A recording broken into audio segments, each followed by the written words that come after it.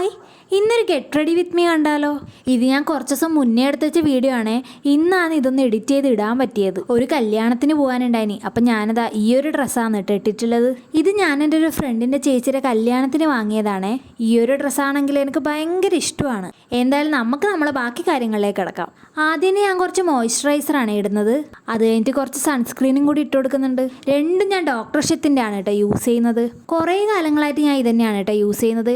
പക്ഷേ ഈ ഇടയ്ക്ക് ഞാൻ സൺസ്ക്രീൻ മാറ്റി പിടിക്കാന്ന് വെച്ചിട്ട് വേറൊരെണ്ണം വാങ്ങിയിട്ടുണ്ടായിനി. പക്ഷെ അതെനിക്ക് ഒട്ടും പറ്റുന്നുണ്ടായിട്ടാ. പിന്നെ ഞാൻ ഇതിലേക്ക് തന്നെ തിരിച്ചു വന്നു. അതിനുശേഷം ഞാൻ കുറച്ച് BB ക്രീം ഇട്ട് കൊടുക്കുന്നുണ്ട്. ഇത് ഞാൻ +1 തൊട്ടേ ഉപയോഗിക്കുന്ന ഒരു സാധനമാണേ.